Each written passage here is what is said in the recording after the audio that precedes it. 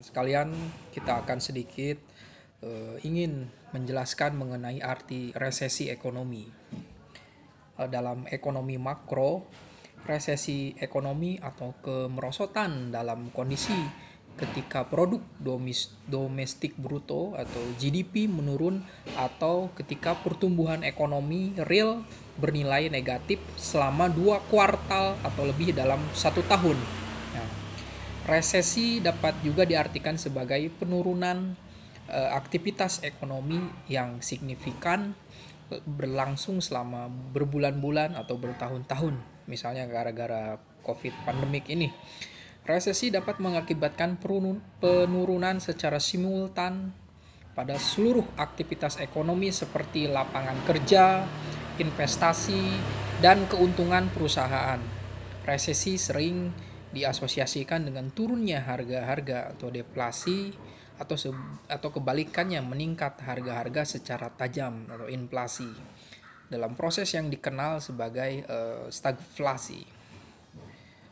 Resesi ekonomi yang berlangsung lama disebut depresi ekonomi, yaitu suatu keadaan yang terjadi penurunan aktivitas ekonomi yang parah dan berkepanjangan, itu depresi. Penurunan drastis tingkat ekonomi biasanya akibat depresi parah atau akibat hiperinflasi, disebut kebangkrutan ekonomi. Kolumnis Sidney J. Harris membedakan istilah-istilah di atas dengan cara yang sangat mudah. Sebuah resesi adalah ketika tetanggamu kehilangan pekerjaan, dan depresi adalah ketika kamu yang kehilangan pekerjaan.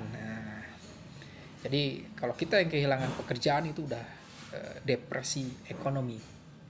Kalau tetangga itu resesi. Penyebab resesi, produksi dan konsumsi yang tidak seimbang. Keseimbangan antara produksi dan konsumsi atau daya beli masyarakat merupakan dasar pertumbuhan ekonomi. Namun apabila produksi dan konsumsi tidak seimbang, akan terjadi masalah siklus ekonomi. Jika produksi yang tinggi tidak dibarengi dengan daya beli masyarakat yang tinggi pula, maka akan mengakibatkan penumpukan persediaan barang. Sebaliknya, jika produksi rendah sedangkan daya beli masyarakat tinggi sehingga menyebabkan kebutuhan masyarakat tak terpenuhi, maka negara harus melakukan impor, dan hal tersebut menyebabkan penurunan laba perusahaan dan lemahnya pasar modal. Penyebab kedua adalah utang yang berlebihan. Ketika individu atau bisnis memiliki terlalu banyak utang dan tak mampu membayar tagihan mereka, dapat menyebabkan kebangkrutan kemudian membalikan perekonomian.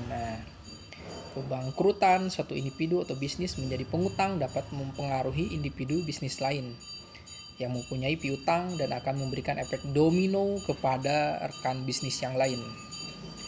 Penyebab ketiga adalah penggelembungan aset.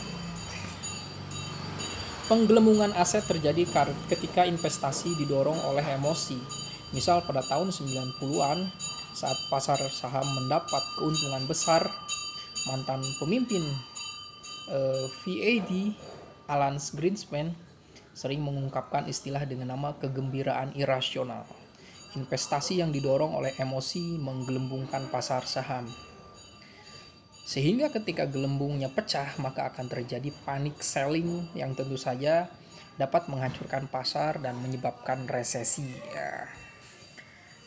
Penyebab selanjutnya adalah inflasi. Inflasi adalah tren harga yang stabil dan naik dari waktu ke waktu. Inflasi bukan hal yang buruk bagi ekonomi, tetapi inflasi yang berlebihan dapat membahayakan resesi. Bank Sentral Amerika Serikat maupun Bank Indonesia umumnya menaikkan suku bunga untuk menekan aktivitas ekonomi.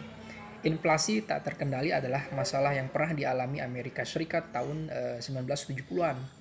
Dengan adanya inflasi, maka kemampuan berbelanja masyarakat menurun diakibatkan harga berbagai barang menjadi mahal. Kemudian selanjutnya adalah deflasi. Saat harga turun dari waktu ke waktu yang menyebabkan upah menyusut, yang selanjutnya menekan harga. Ketika deflasi lepas kendali, orang dan bisnis berhenti berbelanja. Maka mana hal ini berdampak pada ekonomi suatu negara. Ya,